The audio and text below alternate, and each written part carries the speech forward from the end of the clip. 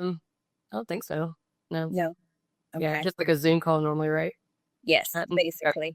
Yes, just like a Zoom call. So, David, you ready? Yes, I am. Yes, ma'am. Ready as I ever will be. Ready, Freddy. Ready. Yeah. Happy birthday, Ashley.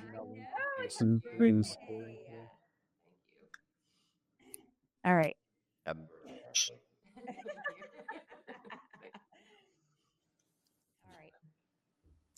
Welcome to HIPE Leadership Podcast. My name is Lindsey Curry, and this is my co-host, David Curry. We are thrilled to welcome a very special guest today, Miss Ashley Williams. Since joining Orca Life in January of 2022, Ashley has been a powerhouse, excelling in every aspect of her work and making a significant impact in a male-dominated industry. Her dedication and belief in what she does has driven her to incredible success, ranking as the number 8 agent of 2024 with an impressive 195,274 in issued and paid business. Ashley, we're excited to have you on the podcast today. Welcome.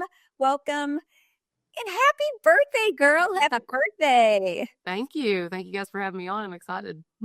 Yes. Yeah, it should be fun.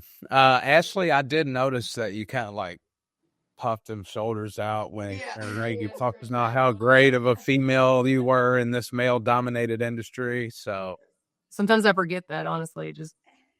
I know. I do too. I was thinking about something the other day, and I realized like that you're against the odds, at least, especially in final expense sales, I'll say. Sure. The broader the insurance world gets, the less I think the more that changes. But definitely in our business, you guys go against the grain, and I love it. We are thankful for that. And, you're paving the way for bigger and brighter success for others behind you. So, excited to have you on here today. Thank you for taking a few minutes out of your special day to be with us, and I'm excited to unpack the call. So, as always, we will share our theme of this week's podcast, and that was a quote given to us by Ashley, and it was, "Our deepest fear is not that we are inadequate. Our deepest fear is that we are powerful beyond measure. It is our light, not our darkness, that most frightens us." And as I looked into that, Ashley, I saw that was a poem written by Marion Williamson. Okay, good. I saw that and I was like, well, I guess he figured out the real. I know you gave it to me from Coach Carter. Yeah. It's like my favorite movie in that moment right there, that quote. So as you were a collegiate basketball star. That all makes sense. When you said it to me, it made a lot of sense to me. Like that kind of rings true. It is a deep quote. So I'm a thinker. So I kind of vibe with this. Yeah. But I'm excited to ask you, what did that mean to you? Why did you go there when I asked you what is a quote that's meant something to you for a while?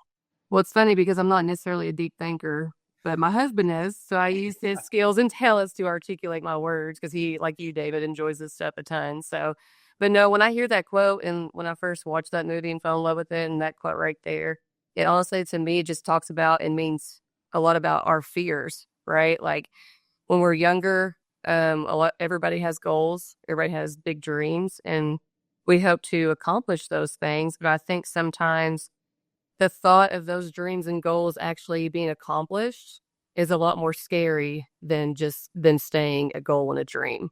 And so when I hear that quote, that's kind of what comes to mind for me. So it is. And, like I said, when you said it, I went back to my days in college when I think it may have been a few weeks or so into the public speaking class I decided to not come back to, because of the fear that at some point I may get to a stage that puts me in front of people that I'm absolutely terrified of, Yes.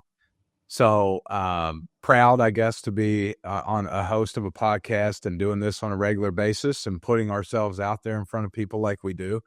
But that really, it was like, man, that is so true. It is the scary things. It So is, and it's funny because public speaking is definitely, I feel like, majority of people's number one fear, right? Like, I hate it to this day, but, you dive into that fear and just make yourself do it. But the thing with that quote too, when you talk about fear and anything, it's like that fear either it controls us one way or the other, right? Mhm. We're either going to use that fear to dive in and take that leap of faith and grow and challenge ourselves, or we're just going to completely run from it and just stay in that comfort zone. So Absolutely. And really, I remember it was Patrick Holder, who has also been on this podcast before a few episodes back. And he had done a call for the organization talking about either feeding your fear or feeding your faith. And so a lot of times I completely understand that, because it's like, okay, which one am I going to feed? Am I going to feed this fear, or I'm going to feed this faith? And if you continue to feed the faith, even though you might not fully understand what you're trying to accomplish, like it's just like taking those baby steps, right? Those small little actions that really make a big impact. yes, absolutely. Because I think a majority of the world, truthfully, like there's a very high percentage that's going to stay in that comfort zone because of the fear is just too overwhelming. And, it's kind of too scary to think about how great we really could be. Right. And I think that's what that quote especially means to me. It's like, that's why insurance and stuff was such a big leap of faith, so. Well, great segue into our next question for you, Ashley. You're in your former life. I know you went to school, you went to college, played basketball, and had a degree in dental hygiene. And how long did you do that for? So my path was not really traditional, truthfully. So I went to a 4-year school, played 2 years of basketball, but then I had the health issues that popped up. And so then I had to reroute, and then went to the dental hygiene program, but that was only 2 years. So. Okay. All right. So, what has the insurance business, what has that meant to you and to your life? Because I'm sure when you're going to school, as far as like, hey, I'm going to be a dental hygienist, and then all of a sudden, the script flips, right? And you totally change directions. For sure. I mean, a lot of us, myself included, we grow up in that mentality of go to school and get that 9 to 5, right? And that's, there's nothing wrong with that. There's a lot of people that succeed very well in that, I guess, and have a great life and stuff like that. But after going to the hygiene route and working in that for 7, 8 years, it just got to the point where I couldn't see myself continuing to do it to quote unquote retire at 65. It felt stagnant and it wasn't challenging anymore. And I'll never forget, right before I decided to take the leap of faith into insurance, whatever the heck I was signing up for. I remember one of the dental assistants in the last office I worked in, they were like, "You're really good at this." Cause I was bobbing and weaving, basically just doing everything in the office that day. And I was like, you know what? I have kind of, mastered this. So in my head, I was like, it's time to challenge myself in other ways. So, but yeah, that's what insurance, it was the biggest leap of faith and diving into a fear that I've ever done. Right. Cause I had no idea what I was getting into. And so I really, for the first time ever, probably took a really actual chance on myself. So. Well, and you worked during the height of the pandemic, so I'm sure that was maybe one of the reasons you're like, "Hey, I've gotta expand my horizon and get out of here," because I'm sure, everything was crazy times then. And so I know it was really hard on the health industry, especially as well, just all the extra protocols and things like that. Oh, for sure. It really helped my mindset to this was the opportunity and the chance to, if I'm going to do something else, I need to do it now. Because also you always had that, I can always go back to it if I need to type thing, but I'd rather take the risk now and find out rather than waking up in 30 years and wondering what could have been. Mm-hmm. So. yeah, and I think that's something that we're born with, right? I mean, it's people that we're surrounded with in our business, commission-based sales. You've got to bet on yourself. You've got to have a confidence. You got to walk the line of arrogance. Yes. or you don't win, right? I mean, that's pretty simple. And when you have that inside of you, to stay in this, rat race and the mediocrity that complacent life in our society creates, you always feel like you're not being who you were meant to be or what you could be, right? Right. And it was hard. When you say that, I think about me, and I think about leaving the golf business, and I think about my former boss's boss who told me, "Oh man, you'll be back. You'll be back. Oh God, you're getting an insurance that's cut. That's and I don't." And I'm like, I don't even know what it means, man. Right. I miss, but you also are surrounded, right? You had people that you knew were winning, people that you trusted, people that, again, you knew, like you knew their life, you knew things worked, you knew they had been in this business. So there was this example of, well, it does work. Even though most people look from the outside in and see the this commission-based lifestyle as being like, you're just out there every day wondering how you're going to pay your bills, right? Like, oh my God, I couldn't imagine waking up like that. So it's great when you do take that leap, and you do it with the right people. Yes. And one thing I've noticed, David, is, a lot of former athletes, right? And Ashley's kind of already touched on it a little bit. They're always, like she said, hey, I can't see myself being here forever. So you're always looking for that next level of, hey, I've got these skills, I've got these talents. Okay, like you said, I've mastered what I'm doing. I'm able to do every facet of the business. Now I'm looking for my next challenge. Do you feel like that was kind of what your calling was, Ashley? Like looking for that next level? Yes, because I think it's just maybe that competitiveness that, athletes have, right? Like you're always competing with other people, but you're also competing with yourself. And I find that the truest for me. Like I'm the hardest on myself. I challenge myself the most. Like I want to be better every day. I don't know what it looks like. I don't know how the heck I'm going to do it, but I'm going to find a way to do it, truthfully. So I do think that was a lot of it. It was, you don't want to be complacent, essentially. Like I don't really see myself as a super smart, talented individual, but at the same time, I don't want to feel complacent in my day-to-day life either. So Yeah, like so many. So yeah. After the jump, right after you take that leap and you've crossed over into this world we live in called insurance, Yeah. you've done well. And I'm sorry, let's see. You started in 2022, so we're 3 years, a little less than 3 years into this deal. Mm-hmm. We've considered what we do at our core as having a running back in the NFL shelf life. And if anybody really knows the stats, that's not very long. Right. You're like an old vet in our business, 3 years in. We say once you've made a year, like you've crossed this super mark. How do you continue to seek those next levels? Or what do you do? Do you do things that are helping you identify, okay, what's the next step for me once I've achieved? Our sales organization is super successful. We are the best in our business when it comes to final expense sales. We know the industry averages, and we know how we compare those. And you are the best you're right there with the best in our business, in our company. So you've reached that pinnacle of, I'm going to do this for me, and you're seeking more. What do you do to unload that for yourself, and kind of walk us through that? I don't know. It's a mess up here in this bright Foxborough. Eat that reek.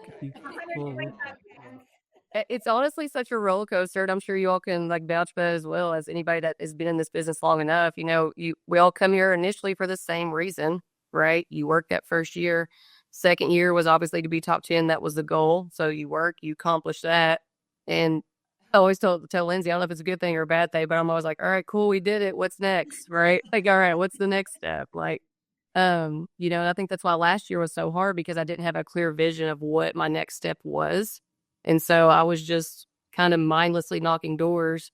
Thankfully, I'm decently talented enough that it worked out without putting a ton of effort in, because I really didn't, truthfully. But this year I've got a better, clear vision. And I think with this business, there's so many people that have done it before me so well that having those conversations and finding out what their next steps were, like hiring, building a team, I've started slowly into adding Medicare in, just different stepping stones like that, is really what keeps me going, right? Have like Medicare scary, finally did that, wrote a couple. All right, cool. We're through that scary wave a little bit. And now, you're ready to possibly potentially hire a few people and start that track. So I think it's just, again, always just internally challenging yourself, having those conversations, because I'm not figuring it out. Everybody else in front of me has already figured it out, right? So it's pretty simple. It's just got to decide what's going to work best for me and what I have that passion and motivation for, I guess. Absolutely. And I know this because we are close friends, but I know that really in 2024, you've always been really, really into health and fitness. And I know 2024, you dialed in like crazy, because I've been calling you asking like, hey, what are you doing? Can you give me some tips? And because that's something that David and I we have a passion for. And I know you and Noel do as well. Mm-hmm. So what are some of those things that really kind of helped you dial in to, because I feel, and maybe you do as well, like when your body, when you're treating it well and you're dialed in on your nutrition and your fitness, like you feel better, and then you have more energy and drive to go after those things that you are wanting to accomplish. Yes. Because I think when I first started this business and you start traveling, right, and you're on the road and the lifestyle is a little not healthy, you're not working it out, you're staying up late, you're hanging out, you're eating like crap. The freshman 15. Great, yeah. 15:30, it depends on who the person. But anyways, and so, you get through that and you get adjusted to being on the road, and then you're like, okay, what can I do? Because you feel like crap. And like, I know for me personally, I have to feel mentally a certain way to be at my best. And at 34 now, today, better to 8. In fact, I know what that looks like, and I just had to be willing to dive back into doing it. And so for me, that looked like investing financially in time in myself, finding a coach that was going to help me get back on track, because I also know myself and I know what to do and what I should do, but I'm going to do better if I'm investing money and having somebody tell me what to do to kickstart all that again. So you just perform better, like you said. When you feel better, you're eating right, you're working out. For me anyway, I'm going to go out there and work harder and be ready to do what I need to do. That's so true, right? The body is our motor. So if we're not healthy and fueled up and at our peak performance, what can we expect out of it, right? And I love what you just said, because it took me right back to when Lindsey so eloquently put it to me, maybe 6 years ago, maybe 7 years ago now, about having a coach, right? And especially for the athletes. I've talked to a lot of athletes, have friends that have played at the top levels of athletics, and they've always, even once they've entered the business realm, that coach is somebody that is always going to really not let you get complacent. Not let you get complacent, but also give you the way, right? Pave the path for you. Kind of like we talked about with you as a successful woman in our business, paving the path for the next, right? And that new lady that starts in our business with us could immediately lock up with you, and you propel her success as that coach does. So not only do they give you the experience and the knowledge, and they've overcome so many hurdles that if you start a new journey and you're on your own and you're just walking the path, you're going to encounter, right? They already know what you're going to encounter, and they know how to get over those hurdles. And to me, that's everything. Not only is it the knowledge and experience, but then the accountability of it. So, yeah, and that's what Lindsey was like that for me, obviously. And Lindsey was, one of the main only females for Orca when I got here. So that was, if I didn't have her to help me at the female front, who knows where the heck I'd be. So It is true. Well, thank you. Thank you very much for the love. And, honestly, Ashley, when I see someone like yourself come in here and be able to do the things that you've been able to do, it also instills belief in me as well. Like, oh my gosh, just because I was out there for 7 years as far as knocking on doors. And so, we all get lost in our fear and darkness sometimes, right? When you're looking for that light, you do get lost in those things. Um, but you're right. Like finding someone to hold you accountable, because that's a question a lot of times I'll ask in an interview when I'm speaking to someone, especially if they've been a former athlete. Hey, what coach got the best out of you? Right. And anyone that's listening to this podcast right now can think about if you played sports, middle school, high school, college, whatever that was, what coach got the best out of you and how were they able to do that? I remember you asked me that in my interviews. I can vouch to that. Yeah. She still does. She still does. Yeah. But honestly, though, like David, you talked about accountability. And I think it is important when we find that coach and that person that we can connect with and have that leader to hold us accountable. But one thing I've learned self growth wise in these 3 years is being like holding yourself accountable. And that's one thing that I think that that's changed in being in insurance and that's helped me grow. Like, yeah, somebody's going to be there to kind of like teach you and hold your hand and like ask how you're doing. But unless you're holding yourself accountable and making yourself get out there and do what you need to do and finding ways that you operate the best, it's not going to work either. So true. I used to say more often, we can give you the winning lottery numbers, right? But if you don't go play the lottery and put those tickets into play, you're never going to hit it, right?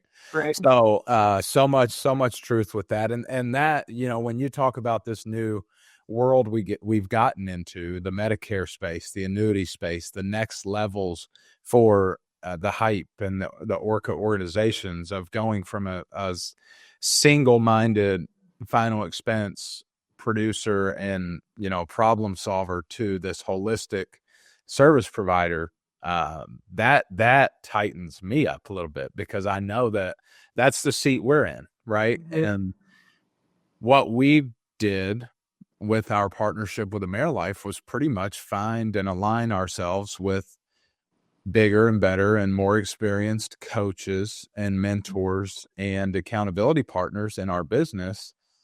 And that's really been the joy of the AmeriLife relationship is yes, there's challenges and there's accountability, but there's also a lot of hope, right? And there's a lot of dreaming that is still taking place, and not only dreaming to get where we want to go and make our worlds bigger, but people that have been there, done that, got the T-shirt and can take us there too, which we're daily working towards. So that as we come off our AmeriLife kickoff conference, shout out to AmeriLife, that's at the forefront of my mind this year, towards the end of January. And it's crazy that I already think we're 1/12 into the year already. It's like time passes us by so quickly.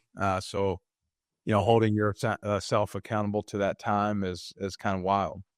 Well, and Ashley, you recently attended the Women's in Distribution Leadership Conference. I know that was back in August. And, and for those of you listening that don't know, it's a group of women that are in insurance. They may be in different verticals. They might not be selling the same product or have the same business model, but it's a group of women that come together and really just encourage and share best business practices to allow for others to continue to grow and foster those relationships. So as far as networking, right?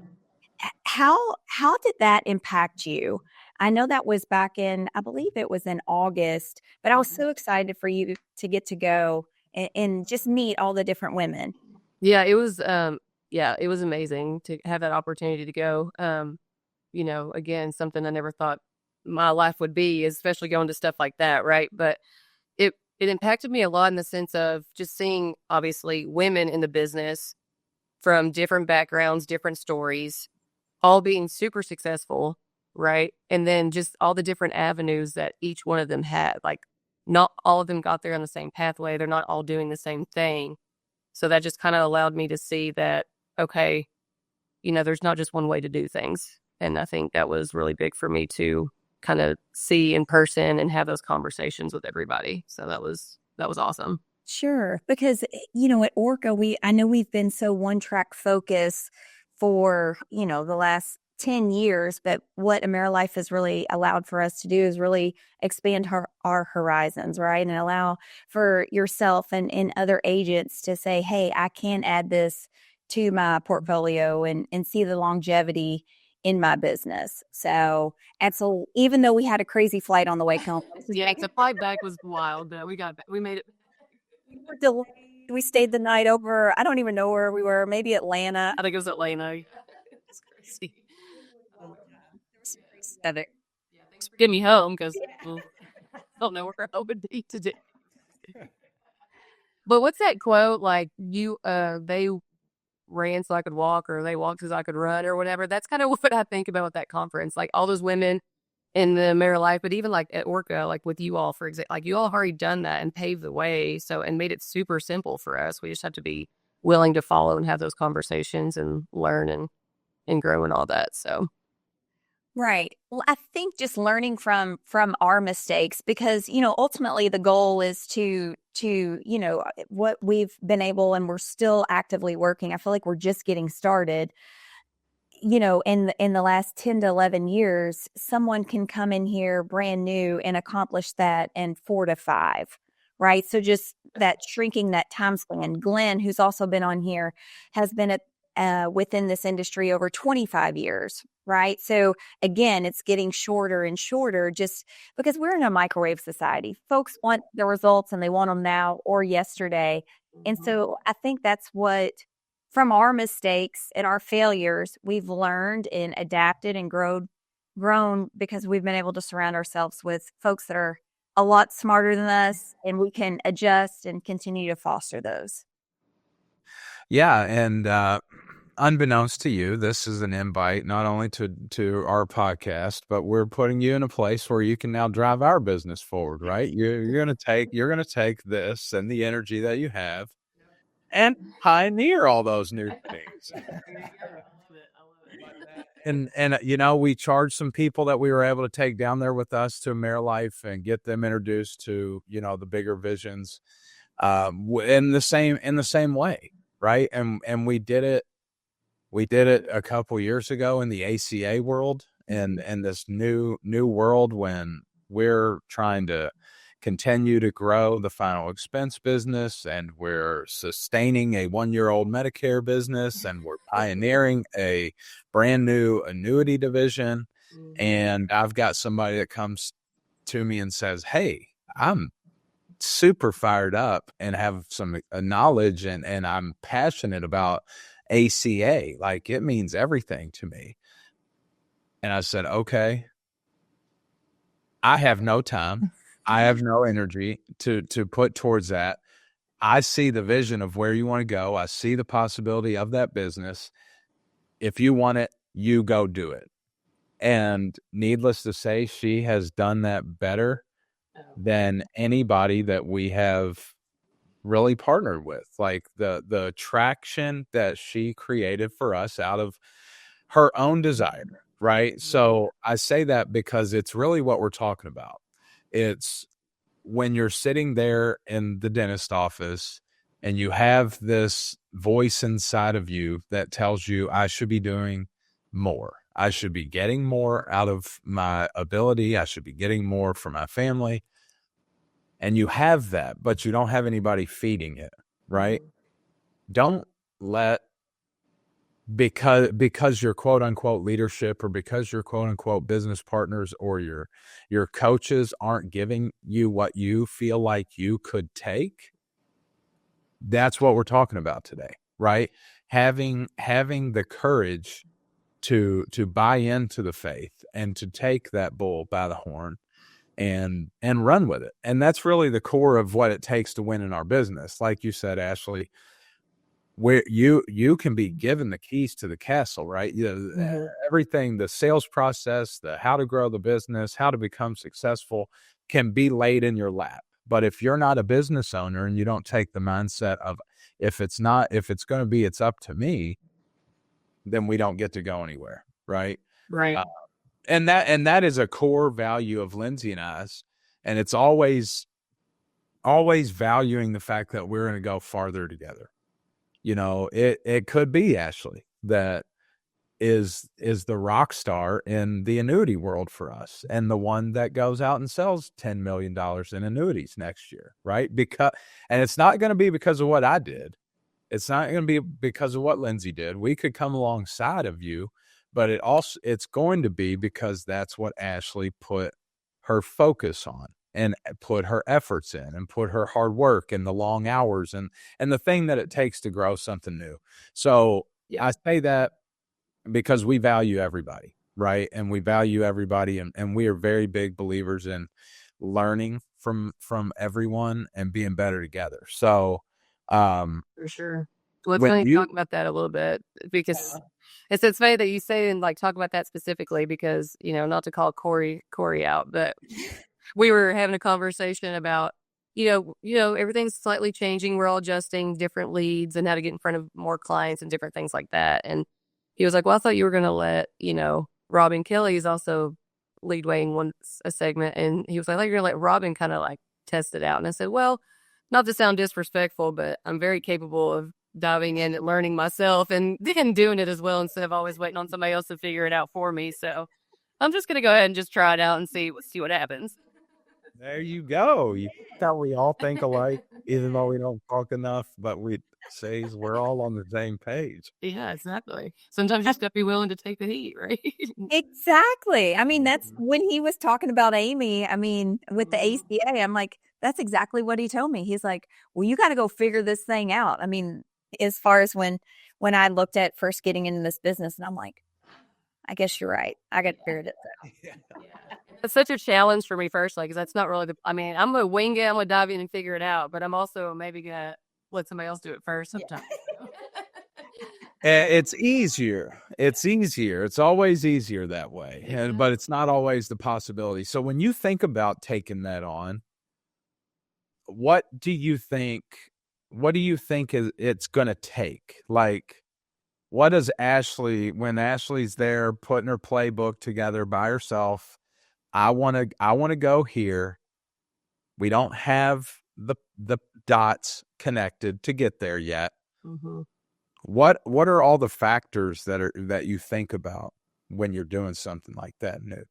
Well, unfortunately, there's not many. Like I said, I wing it pretty easily. So, but when I think yeah, exactly.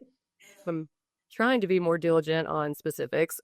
Just having conversations with people that are wanting to do the same thing or have done it, or just like a marriage life relationships, like reaching out to the right people to get some sort of detail on it, piece it to what my days look like already. How's it going to mold? How's it going to fit? And then just kind of, again, diving in, trying it, and then just putting the pieces of the puzzle together as I go along. Yeah. And then complaining about it to my husband probably, and he'll tell me to figure it out. You'll be fine. Stuff like that.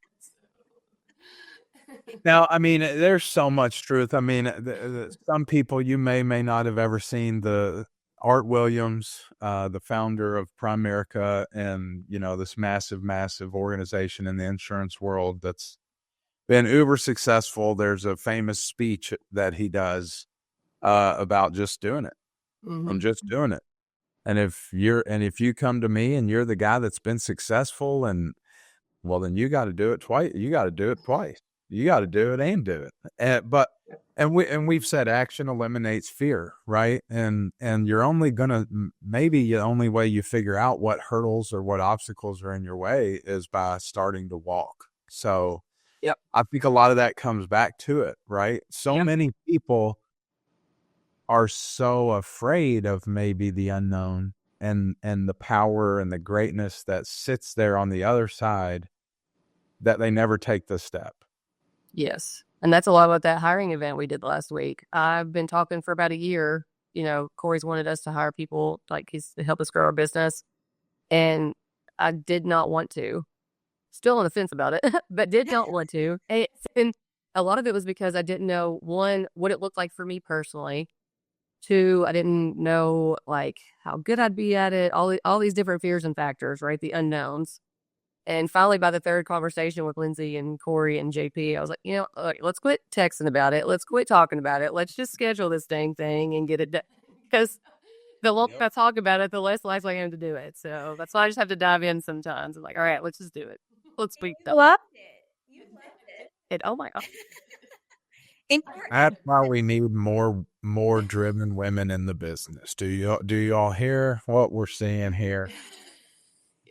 I did love it. I was actually obsessed with it. I was like, is there like a job for this that I could do on top of everything else? Like, this is so much fun. You probably wouldn't make as much money. Of course, like you want to go back to 9 to 5 salary. It was like, all right. Yeah, let's do a recruiting role. Huh?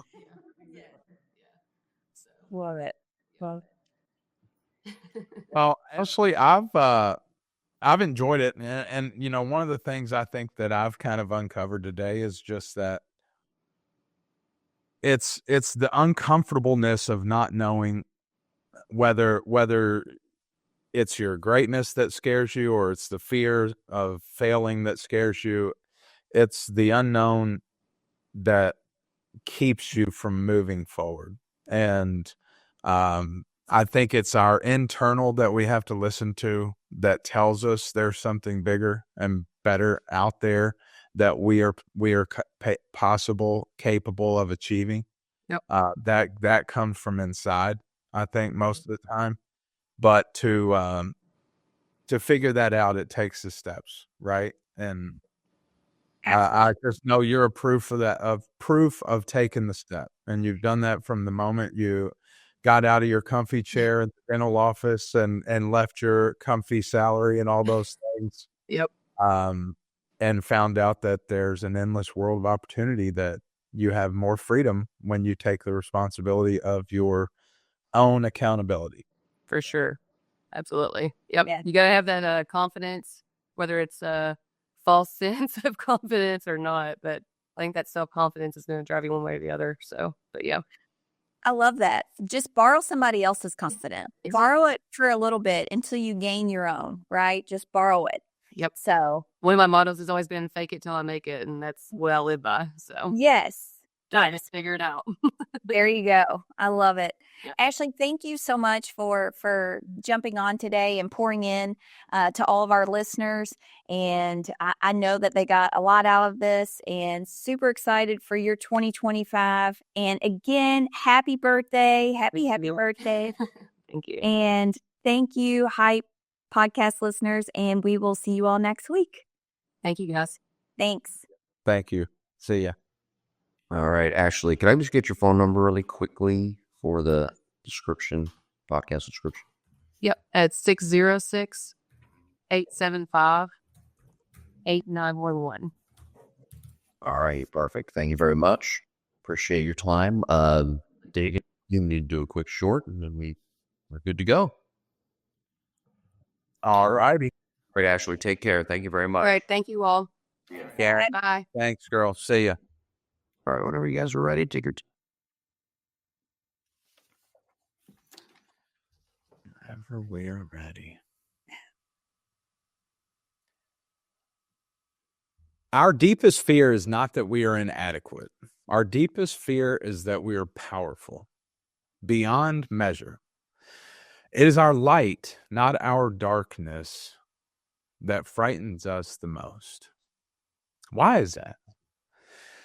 Why does our ability to be great scare us more than the possibility of our failure? Greatness always comes just on the other side of our comfortability. Is it our deep desire of complacency that barricades us from our powerful greatness? Are you going to feed that fear, or are you going to feed the faith? To break through that barrier and build your faith, you've got to surround yourself with bigger and better people. Join us, follow us, like us here at HIPE Leadership. Learn and listen in to grow past your own desires.